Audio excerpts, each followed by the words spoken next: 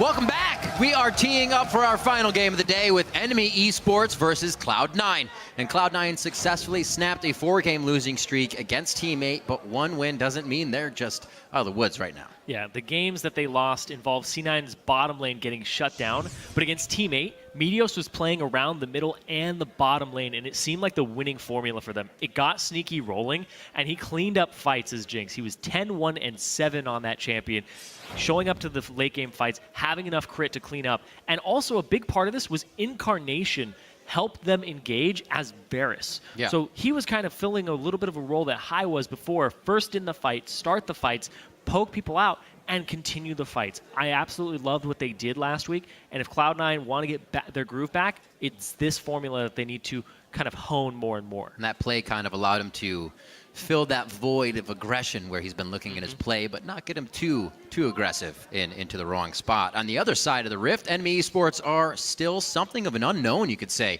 They've had a good game against some of the top teams, or good games, you could say, but then looked shaky against TDK and lost to Teammate. Yeah, last week, NME shored up a weakness, which was their champion select in their pick ban phase. They stalled the game out with Xerath's wave clear, a good adaptation as that last pick for InnoX, but there have been breakout performances from some of their players, like Otter. His Vayne, both times we've seen it, has been an absolute joy to watch. Even though he's 1-1 on that champion, his kill share, his KDA, and the way he's rolling around fights is just a whole lot of fun to watch. But ultimately, on NME, it always seems to come back to their mid laner, InnoX. He's been the most consistent player on the squad. He has the most experience on the squad, and he's been leading them from the mid lane. And he plays so many different things. I think we've seen him on how many different champions now? It's been 4 or 5 different champions. Yeah. I think, yeah, it's 4 or 5 different champions at this point. He's only played the Kassadin twice, and that's the only double up that he's had. So his versatility is something that they've been leveraging from the mid lane as well. It's got to feel good, especially that he has a smile on his face all the time. That's the guy you can rest on. You know it's not putting any more pressure on him, that you want him to be the leader, that you want him to be the voice. And Bodydrop admits that NME lost some of their team cohesion and are working hard to recapture their Challenger Series mojo. Our team is taking its time building up our communication, getting back on track basically from when we were in Challenger Series. We had a 1.5 to 2 month break, and we really dropped a lot more than we expected. Luckily, we showed up for the Gravity game. We took it slow in the TSM game, and we're kind of getting back to our feet right now. We're getting used to scrimming with LCS teams and the higher caliber, and we're noticing things and trying to fix them, but it is taking its time. Yeah, and it's good to hear him say that, because NME did look like a different beast in Challenger, and there were some reservations of, is it the fact that they're getting into LCS and they can't compete, or has the team actually taken a step back? And it looks like a little bit of both at the moment, but this game, both teams are 2-4. They have something to prove here. C9 needs to prove that this roster's coming together, and NME needs to prove that they are a team that wasn't just dominating Challenger, but they can actually compete in the LCS as well. We'll get a chance to in just a few minutes. Let's check out the teams with a quick roster rundown. On the blue side, it is NME eSports. Flaresz in the top lane, Trashy in the jungle, InnoX in mid, Otter at AD carry, and Bodydrop at support. And on the red side, it's Cloud9. Balls in the top lane, Meteos in the jungle, Incarnation in mid, Sneaky on AD carry, and LemonNation on support. And, you know, continuing to talk about that, it kind of leads into muscle memory. You stop doing something at a professional level for a while, and it's not going to be as honed as it was before. Even to the fact where you hear players coming in, players that are at the top of the solo queue ladder, the players that are making all the moves and all the plays, and then they come into a game and they're like, this lane swap thing has me all mixed up. I've never done it before. It's because you don't have that muscle memory. Once you lose that or don't have it, things can go real bad. A big thing of it is communication as well. Yeah, because when people think about shot callers, you're like, shot calling, it's weird, but there are personality traits that make you a better shot caller. For if you are a reserved confidence person, in your voice. exactly, speaking little up, things, tiny things like that. If that's a conscious effort that you're like, okay, I have to go ahead and turn on the mode where I'm playing the game, I'm putting info out there, I'm feeding people information so that I don't make mistakes and that everybody has the knowledge that they need. It's not like flipping a switch. You have to warm up for these things. You have to be able to do all of that and perform it with hundreds of people watching you in person as well. Funnily enough, as a shoutcaster, during like 7-8 years of playing Counter-Strike, I was a terrible shot caller, even though I try, knowing a lot about the game. It is not as easy as just playing. There's so many more things you have to think about, and give a lot of credit to these guys for doing it also with as many variables as there are in League of Legends. Yeah, and you have a lot of your own play to take care of at the same time. Meteos is adjusting to the shot calling role, and you can see in his play, he might not be as aggressive. He might not be around the map as much as he was before. And then the fact that they lost their most vocal player with High, Incarnation, is he filling that void? But we'll have to see how they play this game. Flaresz gets his Rumble again in the top lane. Very big pickup.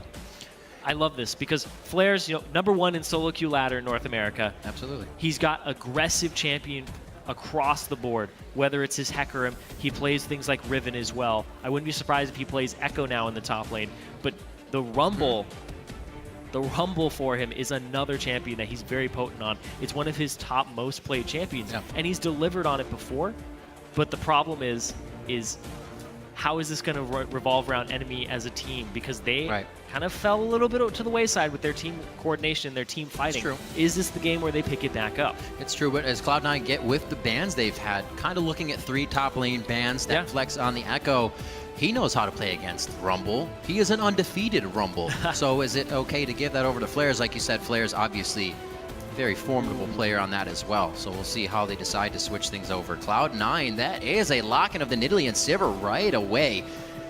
Very interesting. This is Meteos' first Nidalee game of the split, and this is his first hyper-aggressive jungler. He's been playing things like Rek'Sai, Gragas, Nunu, Sejuani, but the Nidalee really falls into the I need to kill people role as opposed to I need to defend people and harass them and slow them. This is a champion that Meteos is looking to carry on, farm very quickly with his jungle. So if Meteos is looking to turn around his shot calling and keep his individual play on par, he needs to just step into this role, see if he can actually put his carry pants back on. Do they still fit? Maybe that's the missing link. Maybe that will make the calls really count for Cloud9. Once they have that bit of an advantage that they can lead, and Meteos knows he has, they'll get back to that sense where they said, even if we were behind with High, it didn't feel like it. That's really what they're trying to achieve, because then you can pretty much come from behind on anything. Over the side of NME eSports now, the Sejuani quickly picked up. Rek'Sai is still available, but it looks like he is actually going to pick that up along with the CC, more crowd control from Nanny. Yeah, it looks like it's just team fight across the board here. Hide whatever you're going to take in your AD carry. Make sure that you have a priority support. You're going to just lock up and hide your mid laner for a little bit longer. But this is all team fight here from NME. This is all start fights, team fight, crush C9, have access, have ways to get to Nidalee. Flash Tibbers, if you can blow up Meteos, get some CC on him. This is a winning formula for NME. If you picked Rek'Sai, it's very kiteable. Looks like they may be giving the chance for Meteos to kind of go hard and carry here. A little bit of safety in the team and assurance that they can take some of those late game fights if they do get hit on. Right now, they kind of just want to whittle away at the HP bars of NME from as far away as they can. But they're panning out. Their picks are quick. They are locking in immediately. Yeah, I want to see what Cloud9 does to round this out. It could be a Varus mid and they go full poke with an AP and an AD threat. It could be an AP cog if they're going to go with another poke champion. But Incarnation, he hasn't actually shown us too many champions. He's gone with the Azir, the Victor Kog'Maw, and the Varus. So all these champions fill the long-range void, except for Victor. He's got that mid-range. But Cloud9 right now, this composition is really going to round out with what they pick. Is it poke? Is it engage? He just swapped over to cleanse. So he's looking for possibly an Azir in this comp. We see a Jace get popped in here. Definitely available. Not considered enough a change to the kit to really lock him out of the LCS. So Jace will get picked up here. Saw it a few times in the EU LCS. Soren, one of those plays. Wasn't actually able to find any wins on it, though. See what happens here. InnoX could be taking that in his hands as we see the Rumble top. Yep, once again, another poke champion here for InnoX. Yeah. AD threat in the mid lane, AP threat in the top lane, and then they have Otter on Jinx for the late game carry. So there's a lot of scaling here, a lot of team fight, but the soften up here is going to be InnoX. He preps the fights before they engage. Cloud9, all of the team discussing this right now. And Charlie making sure that's exactly what they want to round out. What are you sitting on practice? They do pick this year. Good calls, Irene. So locking that one down, they have a bit of safety for themselves where Incarnation can stay on that back line. We would usually see his Azir, though, kind of walking out of the fights with full HP and not really delivering too much damage. Not enough soldiers up when the fight's going to engage and prepped to be moved forward. So we'll see if he's kind of fixed up those. Yeah, it's a way to keep people away from you. If this is an engaged composition, throw out the Emperor's Divide, speed yourself up with the Sivir ultimate, and skitter around while Balls keeps people locked down. You're throwing spears, you're throwing soldiers into the fight. Enemy has to get through the front line, power through Balls, power through the Maokai with the damage reduction, and get to that back line, or catch the back line out to start these fights. It's going to be a very interesting matchup, something everybody can keep their eye on coming into this game. Sneaky, the AD carry of Cloud9, is 5 kills away from 500 this game. It could be something that he reaches now in his LCS career. So we'll be keeping an eye on that in game as enemy coach Brad and C9 Charlie make their way to the back of the stage. So maybe Sneaky's not going to be fighting for this one. Maybe he doesn't even know, but he could be hitting a nice little pivotal point in his career. Time for some Twitter action. You all know the drill. Send hashtag NME win or hashtag C9 win to @LOLesports. You vote it, we count it. We'll put it on the screen so you can be heard. Vote for your favorite team. They are looking for you to root for them here, especially Enemy, making themselves a name in the LCS. 2-4. Same thing as Cloud9 here as we enter the summer split, and we are on to the Rift. Yep, speaking of summer split, this is the halfway point. After today, split's half over. Yeah, it's true. It's going to get pretty It's getting very tense. close. Oh, next week. Next week. Woo! I was like, wait a minute. Save me. We're Thank 4, you. Thank 5, you. when we went first I day don't of know why, but I always think next we're week. further along. Yeah. This has gone fast, dude. We're already in June right now of the year. Absolutely crazy. The mid-season invitational seems like it kind of pulled everything, and it was like, oh, it's the end of the season. No, that's just the middle. That's just the middle. There's way more action. I was also doing Challenger too, so I've had more weeks. Anyway, Sneaky stats, you can see.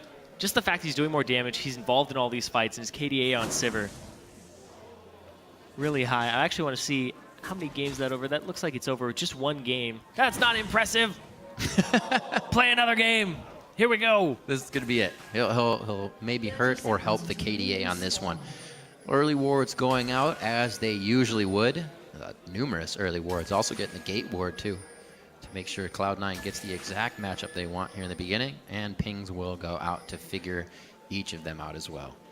See what Otter can pull out in this game. He has actually been a pretty big factor from the AD carry position for Enemy in games. His Vayne, as you were saying, pretty awesome to watch. See what he can do here on the Jinx, who has a little less safety to her kit.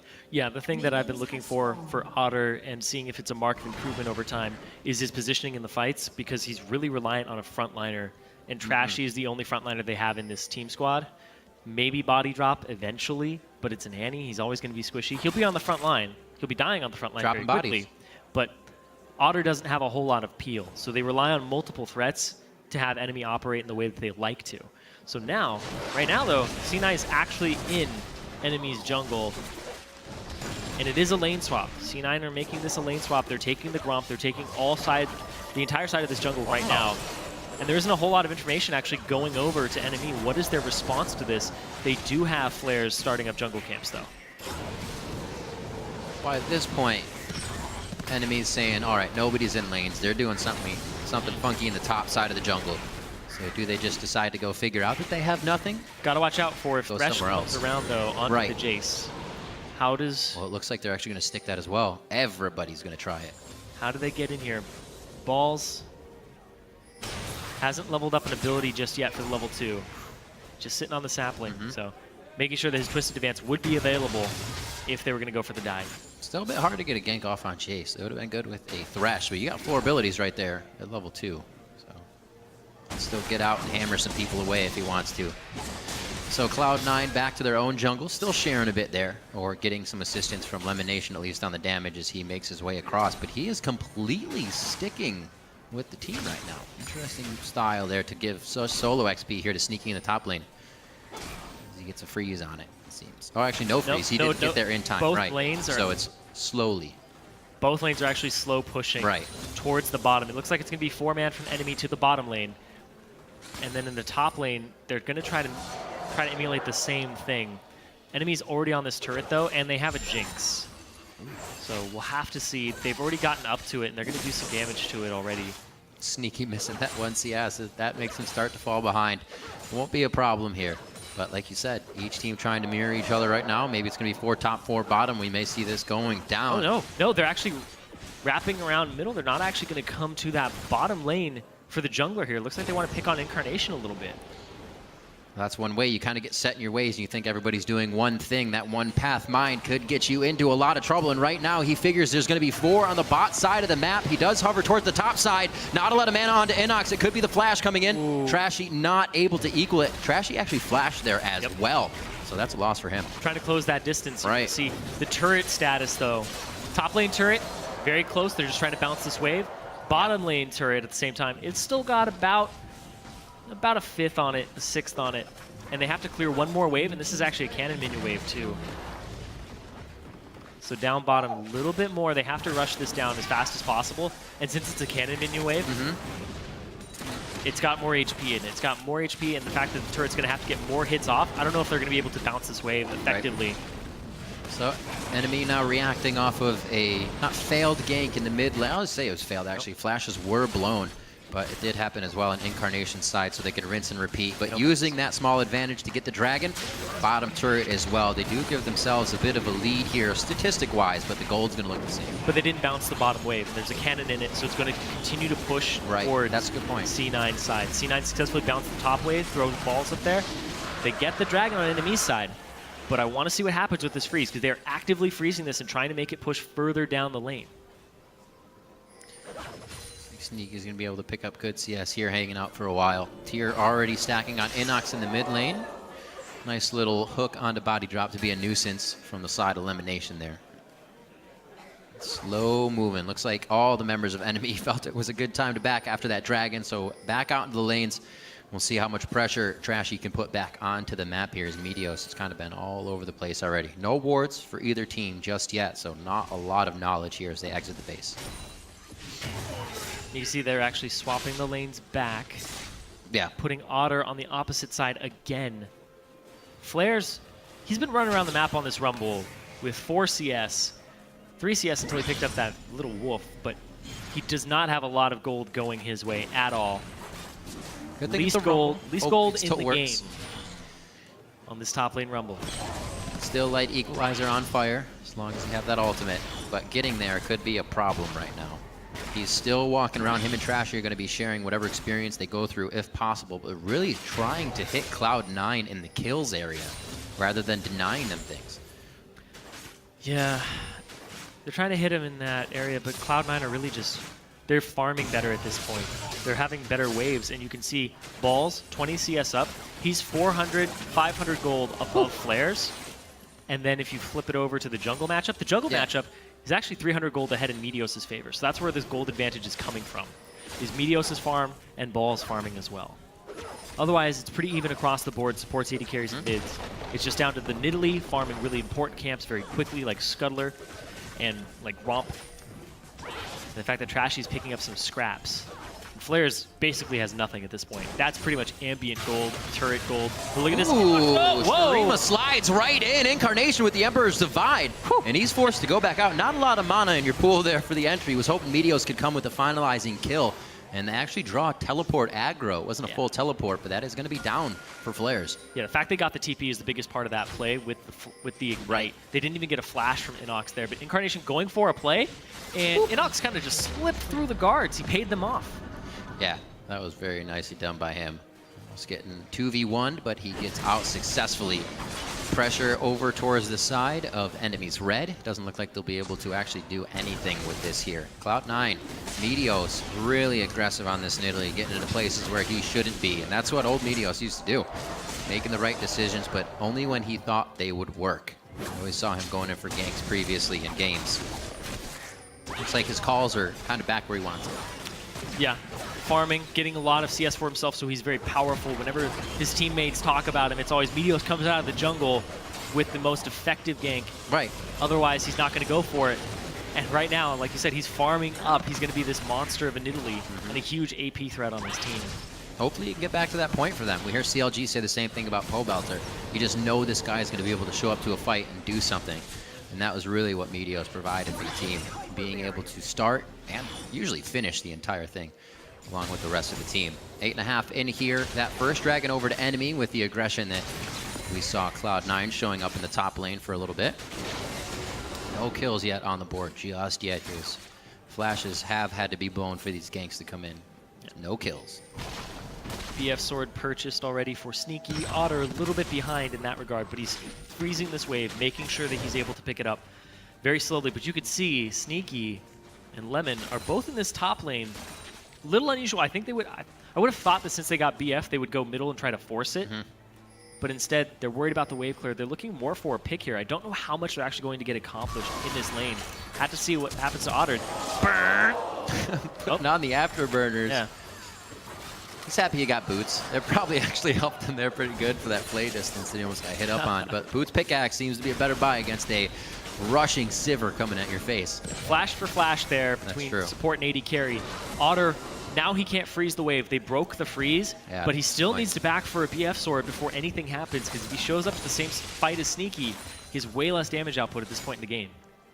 All right, so we got 1:20 on Dragon. Still want to see what happens. Oh, Flaresz isn't even 6 yet. Nope. That is pretty painful.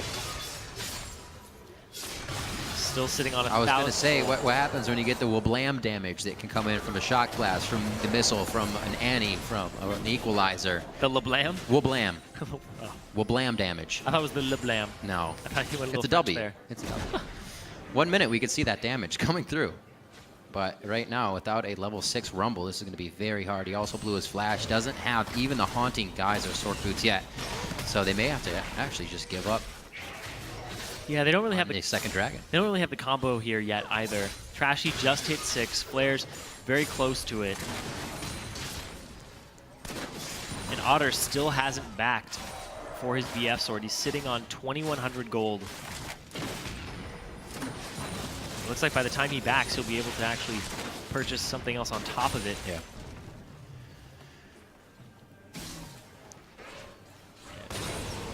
Something that was interesting to me in Bodydrop's video was that he said they still haven't really found what they lost in the Challenger Series. We're 4 weeks in now, and there's been a lot of time every week to find that. Yeah, you only get to practice it at the highest level when you're on stage. People kind of are relaxed in scrims, but something of that aspect has to be found by now. It's almost too late. It's a comfort, too, and when switching from Challenger to LCS and you feel like you lost something, one point it may be you're not used to not dominating because now you're playing LCS teams. You're literally playing 10 of the best team or 9 of the other best teams in the region.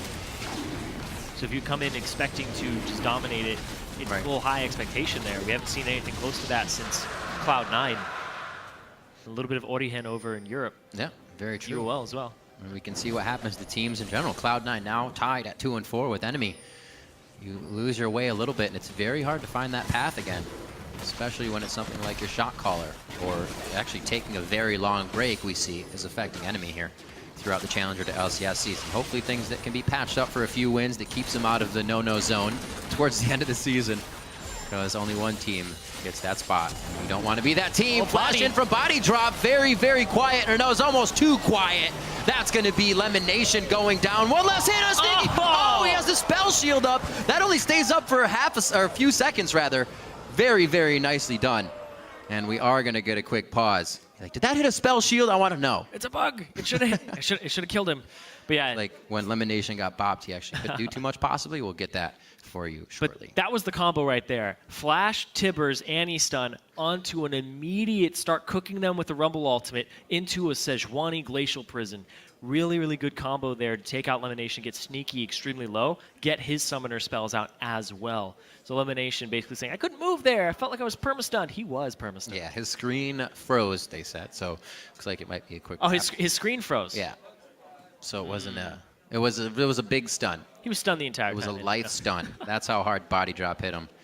We'll see as we get back into this game. It shouldn't have affected too much throughout it, but strong play there from NME. It's exactly what they need to start doing the instant. And that, like I said, it was almost too quiet. People are just farming right in front of each other. And once you see the whites of their eyes, that's exactly when Bodydrop went in.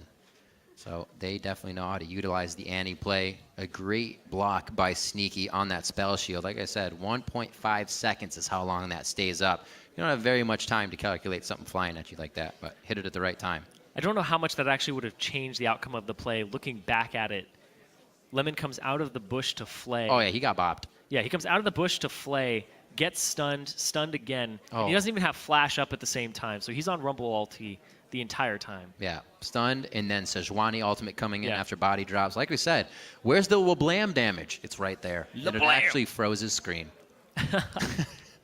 Strong enough. So, first kill coming out, however, goes over to Flaresz. You see 2 assists there to the bottom lane of enemy, and that is going to help just a little bit with how even everything has been throughout this game.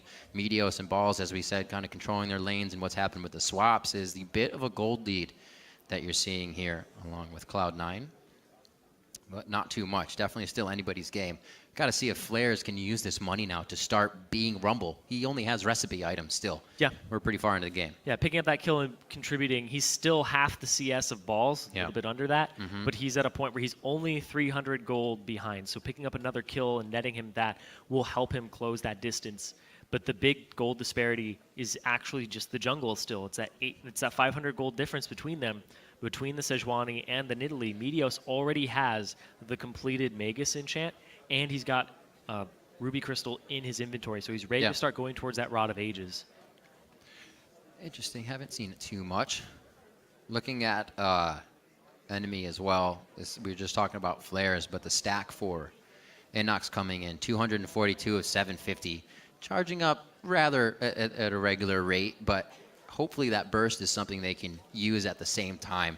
Obviously, Rumble might turn on a little late now, but that is a huge power curve they're hoping to hit and take Cloud9 by surprise. Yeah, luckily for Rumble, like you were saying before, very cheap items to turn online. It'll get there. I got Sork shoes. I got my hunting guys. I'm ready to go because I have so much penetration. It's like, who wants the all right, barbecue? exactly. You throw down your ultimate. If it hits the 80 carry, they're never going to buy MR anyway. Yeah. Your damage, just the base damages of it are so high. And then on top of that, it's really kind of extra stuff. You're like, I want that Rezonia's Hourglass to make these plays. Boss is saying, I want that Void Staff from before, just to melt through tanks as well. So when Rumble hits those 2 item spikes, which is boots and basically a very cheap item, so he's able to actually affect these fights more and more. And you saw he was able to affect that one with pretty much just components. Absolutely. Also, looking at something that was necessary for them to do. 64 to 31 was the disparity between those 2 top laners. So that 1 kill definitely helps him throw a little bit of gold into his pockets to get back in this game. Hasn't been back to buy yet throughout the pause. So we're looking at current items of the fight. That gold is still sitting on him. So we'll see what enemy really gets out of this. Also, they win that fight, so they will have more pressure of the map, and a lot can play out just from this fight here that we're paused on. Right after the pause, though, it's a little scary because InnoX had been engaged on by Incarnation. They both have flashes. They're both in River, and InnoX is about half HP. So that looks intense. Incarnation just went in on him. He's like, "Why are you pausing? I got this guy. I got this sucker. let me at him." But that's going to be the literal fight as the clock goes up. 3, 2, 1, and punch. Start punching. Make it happen. But Meteos as well, and Balls. Balls is actually flanking on the side. He used his TP to try and get into these fights. Yeah. So right now, it's just a whole lot of anticipation in the game of when we get back into it, who's going to leap in, who's going to actually continue the aggression, because it's so hard to pick up where you just left off in a high moment. Right. Do you just reset? Do you immediately just not miss any steps and you go? It's very difficult to do that. Right. What was I doing? Oh yeah, I wanted to get vision here. Oh yeah, I wanted to hit this key. But also in the middle of a fight, you basically froze time and you give the opponent so much time to think about their next move without talking and go through. Well, yeah, you get to think about your next move and you think, okay, I dodge up, I dodge down. What happens if he flashes me? Am I prepped for this? Your anticipation, your reaction time goes up, but we are going to get back into the game right now. Absolutely. We are hopping back in. It was determined that while Lemon's screen did freeze, it was during the 3.5 or more seconds of crowd control he was under. Yeah. There would have been no movement he could have done, and the play will go on, and it will stick. Yeah, it did not affect the way that he played in that fight. Absolutely. Completely locked up, slowed. He had already done all the actions he was going to at the start. Incarnation, though, he was the one at full HP at the pause. InnoX was at half and immediately turned around there. InnoX went through his options. Yeah. Knew his spells were down. It's time to go. That's the thing. Jay still puts out a scary amount of damage with being able to change forms, and that first hit always smarts a little bit more. Still low on mana here, relying on that tier to keep him A little bit aggressive in the mid lane. They are going to start backing off. A whole hail of pink wards right down the river here. Yeah, in the top lane, in the top side of the map for C9. A little bit strange there because you want to have presence around Dragon. You want to have presence around that area, but it seems like they're just trying to keep balls safe, and the stop back there. It's funny too, because that Shock Blast really hurt, but it's still only the rank 5, which is still weaker than previous rank 5 Shock Blast. Yeah. So as soon as he hits that rank 6 and he gets those accelerated, it's just a whole lot more base damage on that ability. Be interesting to see how they use it, how much Cloud9 can avoid getting poked at their turrets when they make their way up to it. He said he was about 270, got 30 more stacks on his tier out of that bit of laning, and now InnoX will back. 110 to 120 in that lane. Should stay pretty even. Those guys both needing to use a bit of their mana here to farm it out. Incarnation coming back to lane. Morel Namicon first for him as the team looks to push down the mid lane. Open up this Christmas present and figure out what they can find inside here once they start getting some deeper wards in. Yep, everybody here from down. C9. Everybody here from C9, and no wave clear present from NME. Jinx in the top lane. And InnoX, Ooh. mild wave clear of Jace. Poke Machine not present either. Yeah, Otter's AFK farming. AFK pushing top, doing his thing. Trying to get to those power points, trying to get to the IE as fast as possible. Yeah. Him and Sneaky are pretty much neck and neck in gold. He can complete the Infinity Edge right now and get that bonus. Whereas Sneaky, not quite there yet. Yeah. A little bit shy of completing it because he went for the Zerg Greaves. I was just going to say, interesting by both. 180 carries trying to rush the Infinity Edge, but got boots early to actually avoid situations like he almost got ganked in the top lane. And you see Sneaky saying, gotta go fast. Just give me that boot upgrade with some attack speed, baby. Interesting choices by them. As Incarnation picks up as blue, we're not going to have any trickery, like Cloud9 stealing away or enemies stealing blues just yet, so we should get a lot of pain onto Incarnation here. I feel like that's going to favor InnoX from just being able to blast and stack that tier in the mid lane. We will see, though. Looking for an engage in the top lane. Meanwhile, Sneaky in the bottom, trying to shove those waves out in his team's favor before he tries to make a move on the map. It'll be about the mid lane. Got to watch for the engages, though. Bodydrop, no flash this time. Does have Tibbers. And Incarnation just shoves mid before coming up here. The wave control from C9 before showing up to the fight. Right. Much heavier, but if they get caught out before the fight even starts, they may lose the turret. Ooh. Meteos hoping to be able to throw some poke back, but they're standing right in the front of those spears. They're not really going to rank up to too much without the distance, so very, very painful for them to lose another turret and not really be able to act on it. We did have, like you said, that push from Cloud9 in mid, so InnoX was denied a bit there, and hopefully Sneaky can now work off this with the team and get a little bit more. It doesn't look like he'll have too much time here, though. If they walk back quickly, they're going to lose waves to the mid lane turret and the bot lane turret if they don't actually send the right people to the right places at the right time. There we go. We get some onto InnoX there, not missing too much, so it's always good to keep track of those waves, especially this bot lane wave, too, that's going to go over to Otter. Because if you start missing that CS for that turret, it ends up being almost like a net loss because you end up going even in turrets to Cloud9, but they were able to get those turrets without much sacrifice. Well, 3-3 right now. You can already see pretty prepped on this bottom side here. A dragon fight in Cloud9's favor could easily mean that second tier turret going down. Already getting pings on the top side. It's like they want to try and get it pushed just a little bit more so they can start to move forward. Teleport coming up for balls. He'll communicate to the team that he will have that soon, and he'll be able to beat out Flaresz on this one. I wonder if they have that timing, because it would be huge, especially with that ultimate going down 40 seconds before dragon. Doesn't look like they really want to tango here. If they do, interesting. Using it to wave clear. Excuse me, whoa. Where'd you go? What just happened to me? All right. Sounded like you were in the kitchen. I know, using it to wave clear. I was like, bye, Riv. Getting real emotional. Anyway, yeah, just choked me up there, the flame spitter. But yeah, the wave clear that he's using that for is because Meteos was on that side of the map at the same time, and he was like, I might get dove here. Make sure that that doesn't happen because I need to be alive. He has his Sork shoes, he has his haunting guys, and he's ready to show up to these team fights with his teleport. Boom. He has become Rumble 15 minutes in. Not a problem. Can still be used. Looks like we're going to get a quick lockdown on the game right quick as we head back towards the Dragon area.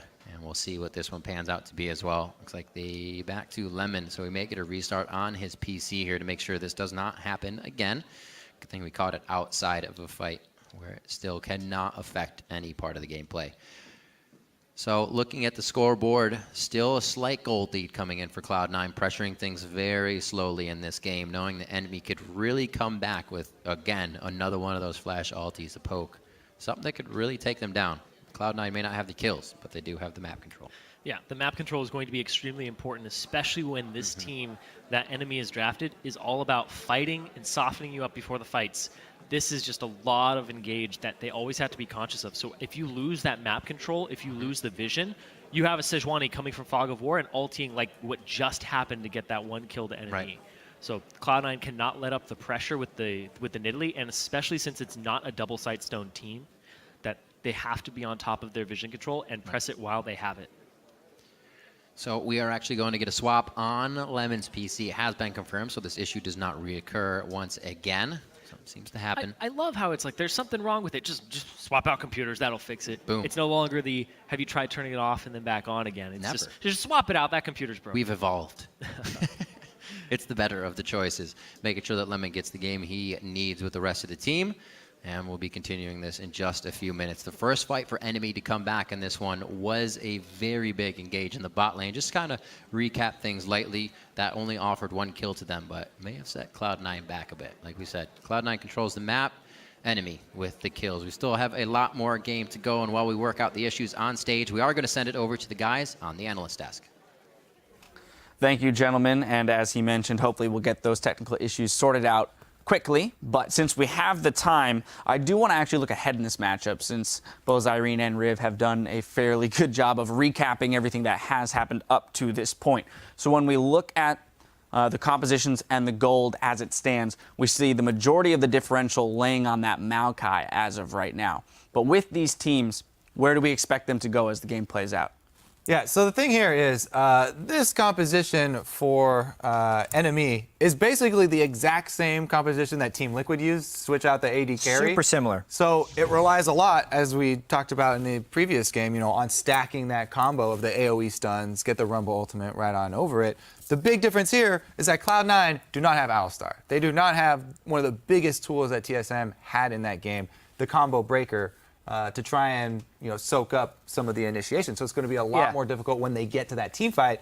They really want to be able to use Azir's zone control to get some Nidalee spears to land for them to have a chance. A lot of that will have to fall on Maokai to kind of just be the big tank in front to block all the skill shots.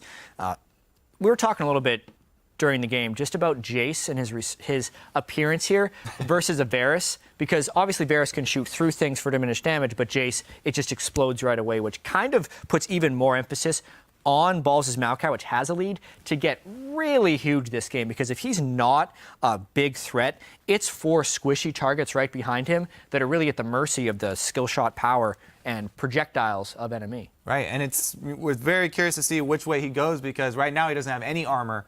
So it will even be hard for him to soak up too many of those shock blasts.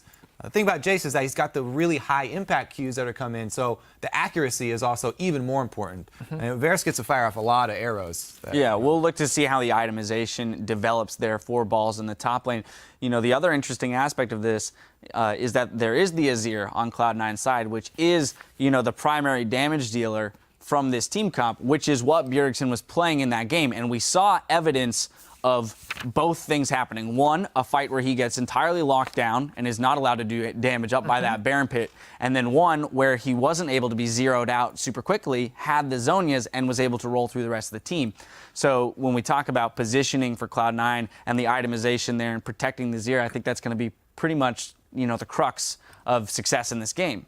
Yeah, pretty sure he has cleanse as well. So it's not as easy to lock him down, and they could also add a McHale's on there if they decide to do it with Thresh. They still have choices to make with their itemization. So they're not to as much risk from the Wombo on the individual target, but because they have a Nidalee, high damage jungler, no tankiness, Sivir, 1 spell shield to try and block that, otherwise you're kind of messed over. It's a more just try not to clump for Cloud9. The enemy wants to force the clumped engagements. Yeah, I'd have to say especially Meteos has to stay far away from Azir. Nidalee, yes, it's a strong jungler in the early game, has a lot of control over the lanes, over pressuring the enemy jungler. But if one of those CCs lands on him, he does not have cleanse. He has no way to get out of it. And the Meteos, if the Meteos comes, it's going to be late because both of these supports have opted for the coin route for their gold generation item. So they're going to have speed boosts for both teams. Both teams are going to be moving out really quick on that low cooldown, really big boost of speed. And it's going to come down to split seconds. And the back line here has to stay very, very safe for Cloud9. And that's where I'd have to say, the concern is that in the past we've watched C9 struggle in team fights with positioning and protecting the Azir. We watched in that Team Impulse game that tragic fight around the Dragon where they weren't entirely set up for it, and we watched Incarnation get killed without even setting up any soldiers. So we'll look to see how that develops. I just got word that everything is all figured out. So we are going to head back into the game. Let's send it over to our casters for the call.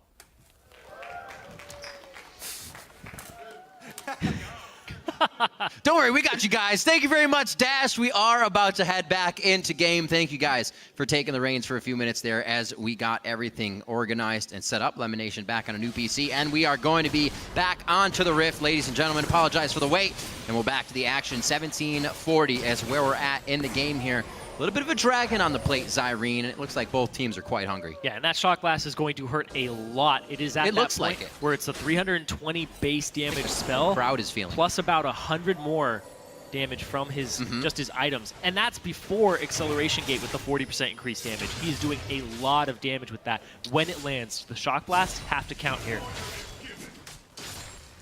Looks like he's putting himself in those positions, like Jace players that kind of try to stay off to the fog of war until they need to, so you don't see that shock blast for the initial hit coming. You always start to tack on a lot of damage. Nobody's getting that damage back anytime soon, unless they have a ton of potions. Nidalee can heal him a little bit. A little bit. Good call. Good call. You usually don't have that coming from the jungle. It's going to run him out of mana, though, and he's not going to be getting these blue buffs. Yeah. They're going to go over to Incarnation. But look at that. Enemies sneak in to the Dragon, trying to secure their third, because that's their way into this game. They want these fights. Here comes TP from this side for balls. A very slow tree from the bot lane coming in. Can't get the jungler inside. That's definitely going to be Trashy's. Eyes on Bodydrop. He may go down here. Otter's on the back line. LemonNation gets crushed by the hammer into the skies. He gets dunked down. Enemy dropping members right now of Cloud9. I don't think they can continue to finalize any of these kills here, but very good fight there. Only losing Bodydrop on his initiation. Oh, duck! Woo! Sneaky almost picking up a kill with the boomerang blade there. Flashes in for the kill. Oh, man. Sneaky's still coming around the corner, though. Sneaky wants more of this. He's trying to be sneaky. Oh. That was kind of like I'm kind of scared blade. He was leaning backwards as he threw it. He didn't want to go too far. Meteos on the other side of the map. Setting up vision, doing something. Thought he was setting down bushwhacks, but it looks like he's just there for the tour. He's going to start heading out. Yeah, NME, good team fight from them. They end up with a 2-for-1 trade, the third dragon of the game for them. So the fifth dragon is a very real possibility for them, and it would be online just about the 31-minute mark. Thinking about what Meteos just did. I'll put that on hold here. We have the dragon fight. Yeah, you can see they're looking for the right ultimates here. Incarnation in the back line. He's trying to hit them over the wall. Trashy as well. Incarnation jumps in for the play. And look at that. Immediately into the back line, going for the hero play, but just immediately focused down. A good equalizer at the start to divide, but then it got Incarnation in a position where he was frustrated with where he was on the map. Because you want to be further up, you want to be able to adjust your soldiers, and then he just goes for the deep dive. And you dive in right when Jinx changes to rockets and starts AoEing everybody in the face. Yeah, and pushing everybody forward into your team didn't seem to help that much. Yeah. So, a bit of a mix-up there as NME puts their foot down. Cloud9 can't come up with the strategy they want around the dragon. Just saw Meteos inside the jungle there on his tour put a ward down. If they can start denying blue here from InnoX, that poke's definitely going to lessen, but this is going to be very hard. It just dies out before it hit the blue buff. Unfortunate. And I think it would have been a little off on the damage. Unlucky. Unlucky indeed. That would have been a very big stop for them to get, at least at this point in the game. He is sitting now at 584 of the 740 tier, well, can't say it, 750 tier stack. Easy words. It's English, don't worry. I want to see what he does with this phage, too, because that could be a Black Cleaver, and then the fact that he has the W, the hypercharge, very, very quick application of it to get through the armor of balls and allow Otter to do even more damage. So supplementing his AD carries damage, who's been having some good performances and standout performances recently.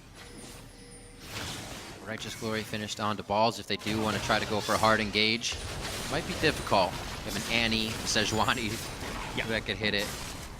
more so that they can get back on the counter engage here.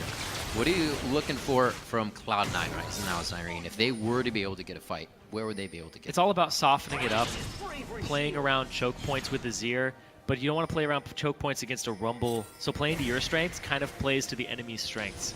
You really just have to poke with Meteos, hope he lands more spears before the fight starts, because they really haven't prioritized magic resist just yet. They don't have tanks. Ooh. The balls. He's getting melted already. They're trying to stun him up. Oh, gets away from the choppers. Very much a situation of look before you leap. That time Balls had light on the other side from LemonNation with the Dark Passage, but enemy is definitely leaping right now all over the map, and they don't have to look. They have full control. Looks like they could get an inhibitor here. Look at where Cloud9's positioning. Sneaky just back. Yeah. You are going to have Incarnation coming in from the top. I don't know if it's going to do much, though. Are we looking for a 5-man fight here? Incarnation on the That flank. divide into the base. There he goes. And he hits 3 back. Meteos just sitting on the equalizer right now. He gets out. A hook going on to the Tibbers. An unfortunate hit for the death sentence. Incarnation with the blue buff across the wall with some soldiers and the move, but it's not going to provide too much. They stave off the attack on the inhibitor, but they lose the turret. Yeah, they lost the turret for it. And Cloud9, right now, it feels like they're hyper-focused on shoving out waves before it engages. It's great to shove out waves, right? Like, that's something that you should be doing. But when your team needs you, it's one of those time-sensitive things where you have to, even as a jungler, you struggle with, do I gank now, or do I kill this wolf camp? It's like no. The gank is more important. At this point, it's more important to be in attendance in the top lane turret when there's a Jinx pushing it than shoving the bot wave one more wave, because it didn't even do anything to the turret. That's the jungler I yell at. It's like, I'll be there after red, golems, wraiths, wolves. I'll be there. Don't worry about it. I'll be there eventually. You know, it's like, But you were pushed up when I came down, so I went back. the Oh, jungler shows we all up know. when he wants to. We all know. So let's see. Enemy actually feeling pretty confident here. Or at least they want to get the fights in their favor. Elixir's starting to be bought up by Flaresz. Good bit of safety here. Righteous Glory thwarted by the hammer change, giving InnoX a little bit of movement speed there to get himself to safety. But the team was also ready. You can see both teams now hovering powers and numbers almost hip to hip. If you're not the AD carry in the bot lane, Otter, or Flaresz in the top. There's a lot of threat on this Baron. Lots of pink wards around it. C9 trying to bait it. And also they know Otter isn't here, so if they get a fight, it's a numbers advantage. So he flashes in this time. That was the Righteous Glory still being down from the last engage, but you can see how much Cloud9 want it. The welcoming carpet coming in over from Flaresz, but it looks like they want this fight, and they walk on through. Say, where's the food? They take down Bodydrop. But they're going to lose the bot lane tier 2, and they're going to lose the middle turret. So they lost 2 turrets. This gets C9 a little bit behind in gold from NME. NME just caught up off those turret takes. It looks like they may be able to save mid with a fast move there, but you're right. It's something they definitely had to think about as an afterthought. It's not something they thought enemy was going to get the upper hand on just because of a kill. Dragon number 4, Zyrene. Yeah. It doesn't look like there's anything in place here. Trashy's there, smite up, and Nidalee not too close. Well, they don't have... They can get there, though. They don't have Flaresz with an ultimate just yet. Oh, they didn't start it. I figured they could have burned it down. Yeah, and Bodydrop isn't there. He's not even close. He's getting there slowly. They want to poke and soften up ahead of time. It's going to be difficult. This would be really big as well, staving off aspect of the dragon. Here comes the All TP. 5 of them almost went to enemy instantly. TP to the bot lane, not much of a waste. They can continue to work this as well, since dragon number 4 means quite a bit for them. We already see that the Muramana has been finished up by InnoX, so being on the outside here is almost perfect for enemy. That was really close. Nice try by Sneaky to take that with the boomerang. Yeah, Sneaky, no ultimate, no way to really help them engage the fight. And Incarnation, he's not at those power points in terms of items where he would like to fight. And if you look at InnoX, Muramana, Manamune, online, ready to go. The Muramana is going to chunk people out if they even get close at this point. So he's in his mid-game power spike. He still has room to grow, too. Could still purchase the Last Whisper, his boots for CDR. We talked about this point a little bit as well. It's kind of triggering with Flaresz. Now he's got the Leandries finished along with that Sorcerer's Elixir and his pen boots. These guys could really come out big. We just saw that Flaresz use that TP to a minion line in the bot, so we'll have to wait a little bit to get that back. And I wonder if Cloud9 can use a TP to their advantage here. There's 6 minutes on the clock now for that 5th dragon. Cloud9 are going to be forced into something they do not want quite soon. Yeah, and like you said, Leandri's Torment completed on Flaresz. Sorcery Elixir in his inventory. He's ready for a fight now. He wants that extra spike. This signals to me, with all these pink wards too, that they're looking to set up either a Baron, some type of choke point with their ultimates, and to fight Cloud9 and try to win the game off of that, get big objectives, or go top, force that. There's a lot of options here if you're NME, especially with 5th Dragon very close. Because here's the thing as well, if you mess up one of the fights, you still have a 5th Dragon on the table. Even if you get cleaned ace after this, you still have a way back in the game if you're NME. Cloud9 is really focusing on that vision game right now. Upgraded trinkets everywhere, giving them the idea that they can fight. That equalizer is absolutely beautiful. 3 down for Cloud9 already. They cannot get this fight under control. Now onto balls. It's going to be Incarnation once again at full HP, getting himself out of the fight alone as the team falls down around him. That was so beautifully played by Flaresz. Pressure on him, but the #1 ranked solo queue player knows pressure all the time. He just throws down the ultimate in a prime spot, hits the backline, everybody collapses on it from the overcommit. They're gonna get top inhibitor off of this as well. That was a ridiculous play for NME to just pull the trigger. Everybody was on board from the get-go, and you could see the confusion it put Cloud9 in. We'll definitely get a replay of that fight, and what a fight from NME. You don't get that kind of fight every day. They've been setting up that for a while. And like I said, C9 was getting wards everywhere. I'm surprised that NME was actually able to get that engage. Well, it was actually C9 that started the engage. Very true. They were like, Righteous Glory, let's go. We have to start this. Balls doesn't even have rank 2 boots yet, so he's very predictable in getting into these fights. So pops Righteous Glory, rushes in with Sivir ulti, tries to get to the back line, but look at this. Picks, not going to happen here. Not at all. What does C9 do in this desperate position? Meteos has been trying to work on his shot calling from behind. Do they go for the Baron now? Ultimates are down from NME, but Flaresz is about to have his back up now. Trashy, his is up in a couple seconds as well. They are in full fight mode again from NME's side. And this time, Bodydrop, he's about to have his Tibbers, and his Flash is up now. Dodging out spears. NME has the wards they need as well to stay away from the poke. And straight up the middle, says NME. See what they can get onto this. There's a ping in the bot lane. Good wave coming in for C9 that might have to be a little bit of cleanup here. The funny thing about all this, after everything is all said and done, 6 turrets to 3 in favor of NME, 2-0-4 on Flaresz to Balls, 1-1-1, and he's still behind Balls in gold by 200 gold.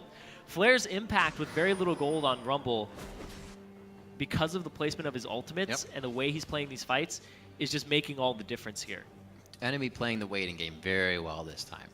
Very well. Flaresz we saw running around at level 5 for quite a bit, not being able to have that ultimate. The team knew their power curve would be coming up soon. He's still not even CSing in this game. He's 111 CS at almost 30 minutes. He's running around on Rumble, Makes me feel good about myself. He's giving, well, he feels good about himself too, because he's giving his farm away to the mid laner, the 80 carry, and making sure that they are powerful. You can see full CDR now from InnoX, the 4.8 second cooldown on his Shock Blast. He's ready to start poking people down before these fights. Super minions have to be dealt with. 5th Dragon on the table in a minute and a half. NME just has so many cards, they're basically holding the deck. Oh boy. Close. No cigar. Flies off the map. They deal with Shurima's legacy there of Incarnation in the mid lane, taking down another one. Dragon in 1 minute coming up here. This is going to have to be stopped by Cloud9, or at least contested. I touched on this a little bit with Jinx taking turrets very quickly, but NME's comp, after they beat you in team fight, they are going to take objectives so quickly. That. Hyper shot and everything. Exactly. Hypercharge on top of the Jinx. That is some turret taking power. They can even just force their way up to a turret, start autoing it, and force you to fight them. This is a good composition from NME, especially when they had problems with drafts a couple weeks ago. It's good to see this from It's got a little bit of everything, too, because you see Cloud9 is so afraid to approach turrets because Bodydrop could just jump on their face. They're going to get hit from InnoX's poke while they're trying to take down the turret. It makes it very difficult. It's also got a dyssynergy in it, because Maokai wants to go in. You're seeing Balls try to start these fights, and Meteos is saying, no. Let me throw about 3 or 4 spears before the fight while we avoid Shock Blasts. Then we can start the fight if they still want to fight us after being taken low. but that's not happening. As a Nidalee jungle, when you play that, you always are like, no, no, no, no. It's opposite from other junglers. I don't want to engage. I want to stay at a distance before we engage. They're going to start losing turrets, though. Not this wave, in a couple of waves, though. Like I said, no pressure on one super minion on double turret shots is able to take 1/3 of your health away. 2 super minions are going to be able to do 2/3. You are now sitting at a Nexus turret that is about to fall as soon as enemy touches it. 5th dragon, and right aspect there. of the dragon. You're going to be forced into a Baron you don't want to if this doesn't work, but they have every wave crashing into Cloud9 right now. Cloud9 not going for pretty much any option. Okay. You have options to engage to at least try to fight them, but now your options just got worse. Fighting a team fight comp that can take your turrets very quickly, can poke you very hard, while you have super minions in your top wave and they're pressuring this bottom wave. This just doesn't seem like a win solution. Oh, that turret win situation at all for C9. Goes down alone. Sad, sad thing for that Nexus turret. Sneaky's going to try to recoup and get these last bit of minions cleared out so they could maybe put some pressure onto the side of enemy. Good dodges.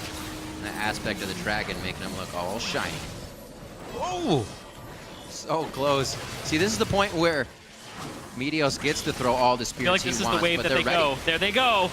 That's going to be an incarnation. Bombs the whole team back. That didn't hit Otter, though. He's got free farm of the free shots on the backside. Cannot take down balls just yet. Throws off the rocket, and it doesn't hit anybody. And in a bit of miscommunication there, balls goes down as well as flares, and nobody really wants to take the rest of the fight with that happening. Cloud9 was able to defend that without all their members. And they got these respawn on the top inhibitor, so they actually stave that off. The dragon buff is already half gone, and by the time flares is up, it'll be very close to being over. So only about 1 or 2 more pushes or waves after they all regroup from backing that they're actually going to have this 5th dragon buff. So Incarnation, he's been making flashy plays all game. That's the one that pays off for him. Immediately protects his back line, shoves everybody into the corner except for Otter. 4-mana 0 ulti.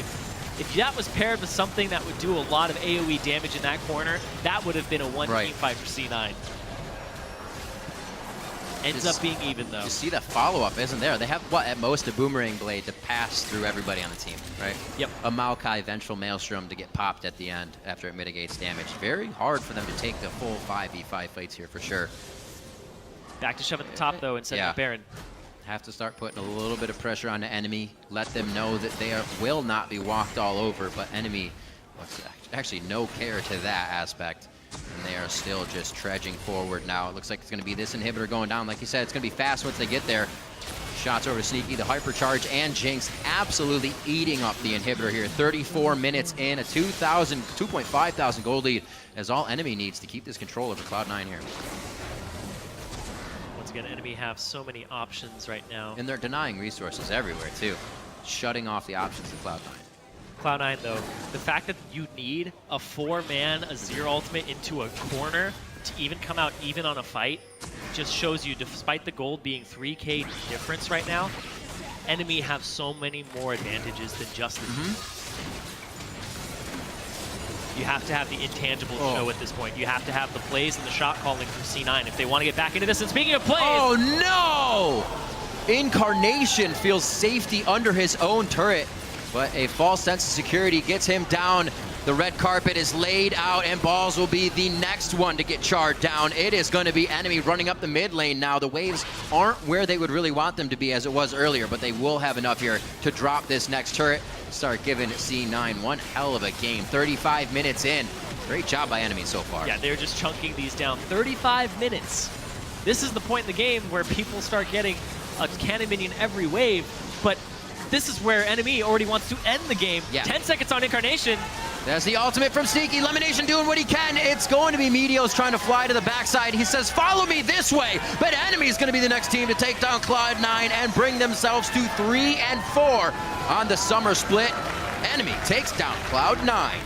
That was a great performance from everybody across the board on NME. Really was. Otter, 100% kill participation in that game is Jinx. Flaresz, 128 CS in 36 minutes. Terrible CS score, but his contribution to this game was huge. His equalizers on point, the way he was setting them up and setting up Trashy. This looks like a little bit of their challenger mojo in their team fight. That's what they were back. looking for. That's what Bodydrop was talking about in the beginning of these videos. and it looks like the team's able to get a little bit of that energy back here. And you know what? They look super happy about that win. Sometimes you see a team come off and, you know, they're kind of like, yeah, that was good. I'm really glad we won, but things to work on. Well, there's things to work on there. They very fantastically played. And once again, InnoX on a poke champion, 20,000 damage, but Flaresz, 18.5 thousand damage on a Rumble, no poke, all engaged, very little gold on him. He is doing more with less. And you can see NME ecstatic about that win, putting themselves at 3 and 4, and that puts Cloud9 at 2 and 5. Yeah. Cloud9 came into this game as well in Champion Select thinking, you know, we hit the top lane with a flex of Echo, and then we won't have to worry about too much about that top lane because I'll figure I can play against a Rumble, right? That's my champion. Well, that wasn't the one to really lose it. That Rumble still made a big impact coming in for NME, even as much as they shut it down, like you were saying. Yeah, and you can see Incarnation on your screen. He was making plays at the end there all throughout the game, but the team comp wasn't designed to have that type of engage be the start-off point with the Nidalee. They needed to soften people up, get to that point where they could make those plays or the threat of that play. 4-man ulti, really great plays there, really well executed. Yes. Really well executed from Incarnation. But that last pick there at the end, caught out of position, Bodydrop, a guy who was getting picked off himself a couple times in his last few games, finally picking somebody else off with that Annie. Yeah, he got himself killed in the situation, but sometimes you just have to do that. You got to be the guy that goes in hard. It was what started them before the Worth. In the pause in the beginning when he flashed in, just as a reference point, not about the pause. And then again, it was him all the time, every time they had flash. And you look at Cloud9's composition coming out of this: Maokai, Nidalee, Azir, Sivir, and Thresh. And you, like you said, you get that huge 4-man ultimate. There was no follow-up. Even with a turret, the inhibitor turret, ripping someone's armor and MR to shreds, you still can't do anything. Yeah, the fact that the Rumble was taken first pick, like this composition, if they were able to execute those plays with a Rumble on their side and a tank jungler, would have been a completely different game. It always is. Yeah. I'm just kidding. For the pros' perspective on that game, we got Freak standing by on the blue side. Hey, what's up, guys? I'm here with Otter. Dude, congrats on a very impressive win. You took down Cloud9. Coming into the split, would you think that was even possible for you guys? Honestly, with hard work, I thought it would have been, but no. I didn't think we would be able to, but I'm really happy right now. Well, that's good to hear. I mean, coming into the split, I think not a lot of people knew how to rate you guys. We've seen challenger teams show up really well at the start. We've seen challenger teams have really sort of bad starts. Right now, you guys are in 6th place. How does this compare to what your thoughts on how the team would stack up? I think this is where I thought we would be, like right about now, because we didn't have too much practice going into it, so I was really nervous. I was really nervous going into it, but I think by the end of the split, I actually think we could maybe even get 4th or 3rd. Wow, so top 3, top 4 for you guys. I mean, you guys are facing Team Impulse tomorrow. They were the 4th place finisher last split. You're in a tie 4-6 with them right now. How do you feel about this match coming up? I'm really confident. I think we can take it to them. Does the rest of your team feel the same way about it? Yeah, they do. We all feel the same. Oh, we all feel the same. Well, that's good to hear. So you guys feeling good about Team Impulse. What's going to happen then in the second half of the split then for you guys? You said you didn't have a lot of practice coming into it, bit of a slow start. You said top 3. Like, who's your biggest competition then in stopping you from getting to playoffs? Our biggest competition would probably be the top teams, obviously CLG, TSM, and Team Liquid. I think those 3 are the best. And Gravity. Gravity's looking really good as well. So yeah, those teams. No respect for Dignitas? Oh yeah, they're doing really. Yeah, I guess Dignitas too. All right, that's cool. So then, one final question for you then. What's sort of the camaraderie like for this team now? You guys 3 and 4, pretty good record so far. Came up from Challenger kind of as a new team, and it just seems like it's all going uphill for you guys. What's it like, back at home, practicing day to day? Actually, when everyone got back into the house, it was really good. Like, everyone was really happy to be back, and we were all playing really hard. But we ran into some problems, in-game problems that were fixed months ago, and we kind of just had to revisit a lot of the problems that we were having, which kind of grinded on everyone. So everyone was getting a little upset the past couple weeks. And on top of that, it's the place that we're living in. It's so hot and it's so uncomfortable. So it just adds to it. And so actually going into this match, we were a bit antsy and a bit nervous because of how upset we've been. But I'm glad we were able to pull out the win. Yeah, it was an impressive win, guys. Congratulations. Thank you very much for the interview. And we're now going to send it over to Dash and the guys at the desk. Thank you, Freak. You know, we talked about this game during the pause. We had the opportunity to kind of set up what the teams needed to do in order to come out with the win. NME there executing fairly well on, you know, their team comp's win conditions. Yeah, I mean, their team fight, they played it out perfectly. Cloud9 weren't able to interrupt the combo at all. What was really surprising to me was NME's strong map movements. Whenever we look at new teams in the LCS, that's one of the things that's usually lacking. However, they got to all the objectives before Cloud9 did. And Cloud9 even had, you know, sometimes 15, 20 seconds to set up for these. But NME got there faster. They used the Jace speed. They were even able to out-rotate a Sivir team. So that was very impressive for me. Well, that was kind of a cool thing there. The Jace was battling the Sivir's move speed. Everyone's like, oh, just group with the Sivir comp. Well, they grouped with the Jace comp in this one. And even when the Sivir was trying to engage, they would counter that so well. The big game-changing team fight to me was actually when they all funneled in with Sivir into an equalizer that was on a glacial prison. And that was the game pretty much. That's going to change the game right there. Yeah, we also had the coin come out for both supports, but you know, speed to counter speed, essentially keeping themselves safe, only engaging when they wanted to. You know, so yeah, it is nice to see NME, you know, kind of getting back to what they consider to be the cohesion that they did have in the challenger scene, where they can really dominate the map movement. On the side of Cloud9, you know, we're coming into this game saying we're waiting for that game. We're waiting for that game where they're really going to show us that they're on the path to improvement. They just still seem so out of sorts with their map movement, even with their engagements. We saw that beautiful Azir play by Incarnation, but there was no prep for it. You know, everybody was at full health when that fight started. It almost reminded me of like when I was trying to practice insecting someone with Lee Sin, because you can pull off the combo, then the first game you play, you just try and do it every single time. Yeah. Incarnation needed to prep his Azir plays, and the team needed to be ready to follow up. Poke, poke, poke, then go. But what seemed to happen is the instant Incarnation entered the fight as Azir, he would try and pull off the Shurima shuffle, which is, you know, Q, Eing in, and then knocking them back. And there was no follow-up, and they weren't even low when he started. So it was effectively useless in most Then run away.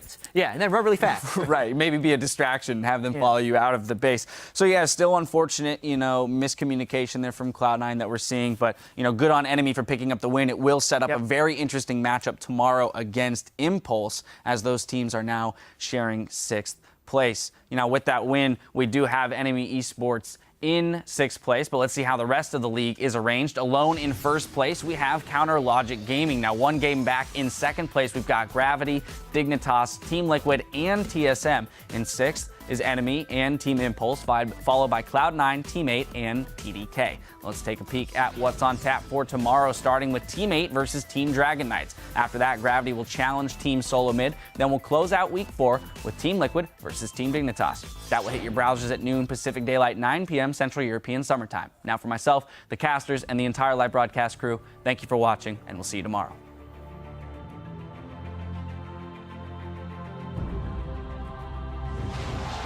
Week 4 of the North American LCS with Team Dignitas sitting at 4-2. Goes for impact. Big stun's gonna land. Nice! The Baron already dies. Oh! Rushka stole it. Deal with Flash. Here comes the fight. Maybe this is the battle that Impulse needed. Team Dignitas in sole control of 3rd place. Let's not underestimate our opponents, guys. They're looking for vengeance. Baron kill for CLG. A couple kills picked up as well. Seraph, they're in the middle of the lineup, getting chunked out by Zion Spartan. CLG 6-1. I heard you're famous troll in China. What are you talking about? Yeah, I heard you're famous troll in China. No way. I talked to Uzi I and he said you're a troll. Shut up. I carry him. 2 Wild Turtle. Santorin barely slinks away, but Phoenix is in the mix. But here comes Bjergsen, the savior of TSM. Finds one Phoenix at the front lines, but look at the damage coming out. It's only Cardi. It's only Cardi.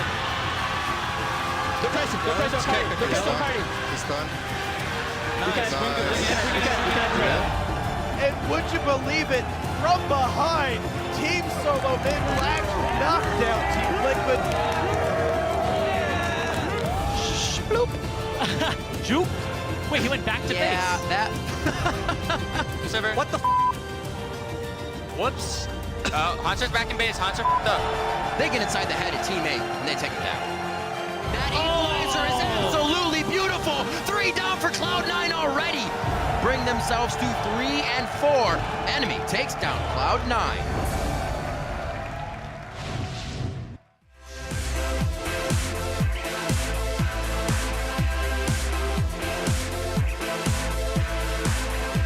Into the I need to kill people role, as opposed to I need to defend people and harass them and slow them. This is a champion that Meteos is looking to carry on, farm very quickly with his jungle.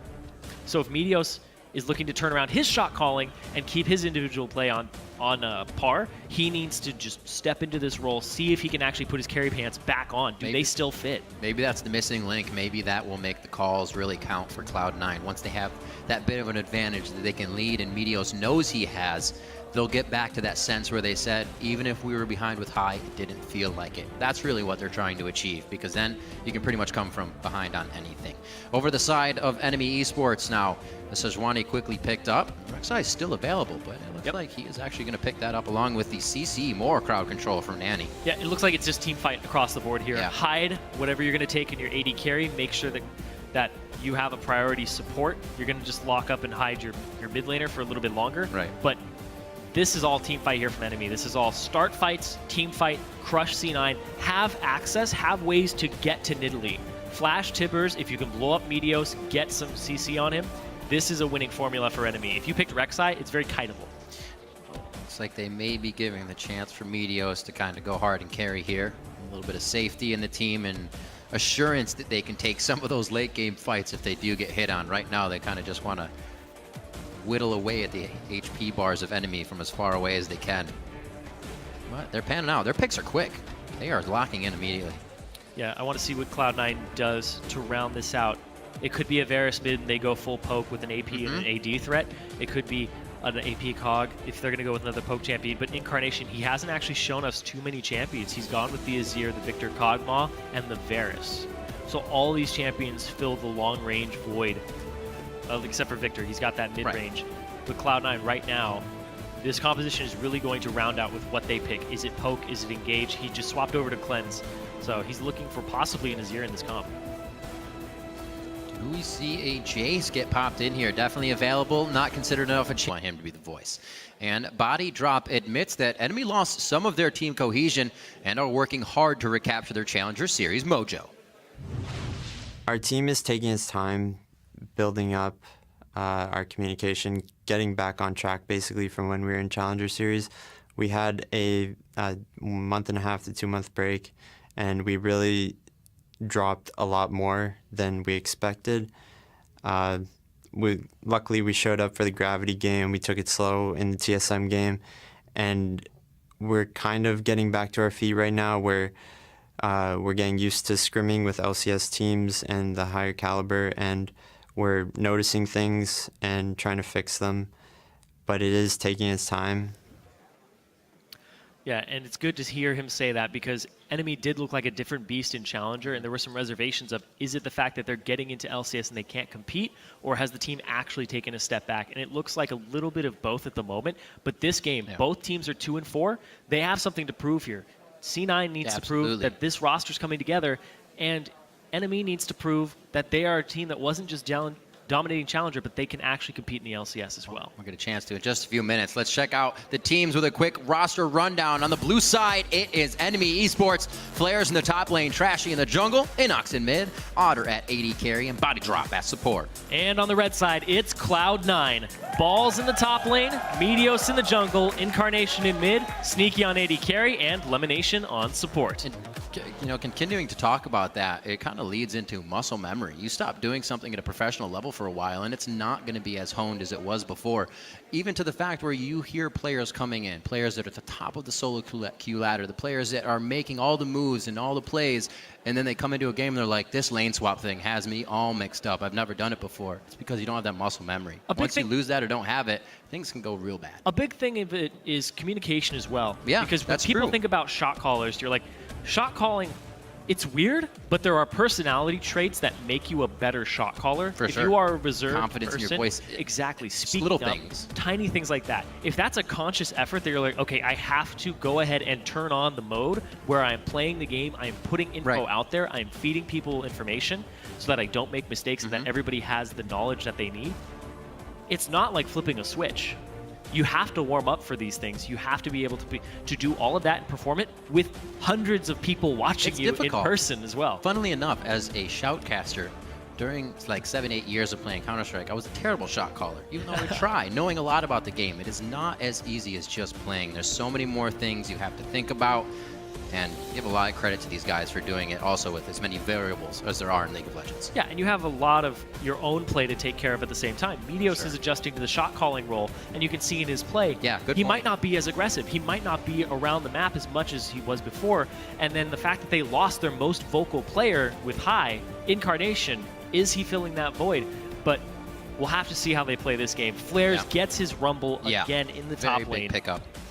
I love this because Flaresz, #1 in solo queue ladder in North America. Absolutely. He's got aggressive champion across the board, whether it's his Hecarim, he plays things like Riven as well. I wouldn't be surprised if he plays Echo now in the top lane, but the Rumble for him is another champion that he's very potent on. It's one of his top most played champions, and he's delivered on it before, but the problem is how is this going to revolve around NME as a team? Because they kind of fell a little bit to the wayside with their team coordination, their team fighting. True. Is this the game where they pick it back up? It's true, but as Cloud9 get with the bans they've had, kind of looking at 3 top lane bans that flex on the Echo, he knows how to play against Rumble. He is an undefeated Rumble. So is it okay to give that over to Flaresz? Like you said, Flaresz obviously very formidable player on that as well. So we'll see how they decide to switch things over. Cloud9, that is a lock-in of the Nidalee and Sivir right away.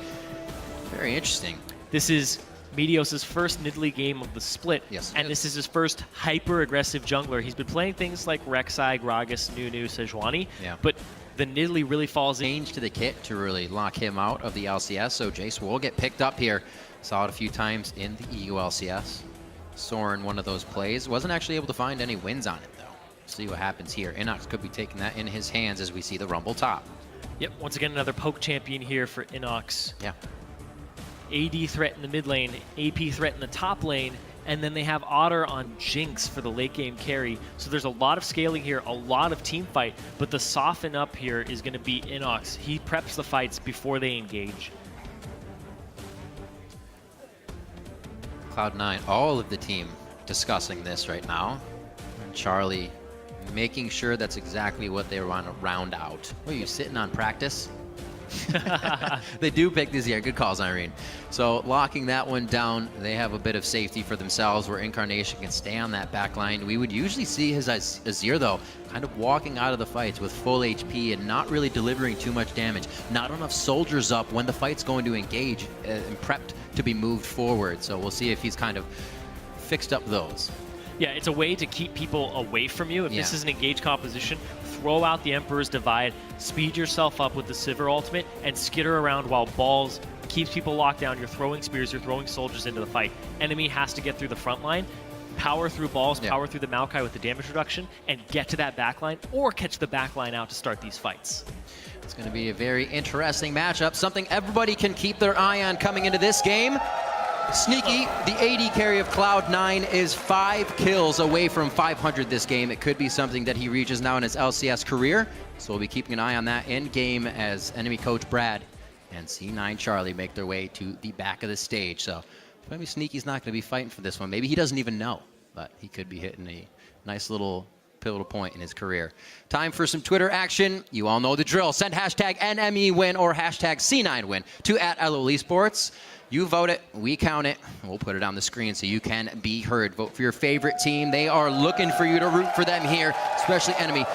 Welcome back. We are teeing up for our final game of the day with NME eSports versus Cloud9. And Cloud9 successfully snapped a 4-game losing streak against Teammate, but one win doesn't mean they're just out of the woods right now. Yeah, the games that they lost involved C9's bottom lane getting shut down, but against Teammate, Meteos was playing around the middle and the bottom lane, and it seemed like the winning formula for them. It got Sneaky rolling, and he cleaned up fights as Jinx. He was 10-1-7 on that champion, showing up to the late game fights, having enough crit to clean up. And also a big part of this was Incarnation helped them engage as Varus. Yeah. So he was kind of filling a little bit of a role that High was before. First in the fight, start the fights, poke people out, and continue the fights. I absolutely loved what they did last week, and if Cloud9 want to get their groove back, it's this formula that they need to kind of hone more and more. And that play kind of allowed him to fill that void of aggression where he's been looking in his play, but not get him too aggressive into the wrong spot. On the other side of the rift, NME eSports are still something of an unknown, you could say.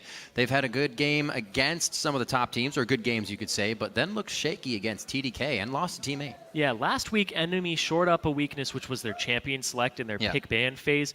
They stalled the game out with Xerath's wave clear, a good adaptation as that last pick for InnoX, but there have been breakout performances from some of their players, like Otter. His Vayne, both times we've seen it, has been an absolute joy to watch. Even though he's 1-1 on that champion, his kill share, his KDA, and the way he's rolling around fights is just a whole lot of fun to watch. But ultimately, on NME, it always seems to come back to their mid laner, InnoX. He's been the most consistent player on the squad. He has the most experience on the squad, and he's been leading them from the mid lane. And he plays so many different things. I think we've seen him on how many different champions now? It's been 4 or 5 different champions. Yeah. I think, yeah, it's 4 or 5 different champions at this point. He's only played the Kassadin twice, and that's the only double up that he's had. So his versatility is something that they've been leveraging from the mid lane as well. It's got to feel good, especially that he has a smile on his face all the time. That's the guy you can rest on. You know it's not putting any more pressure on him, that you want him to be the leader, that you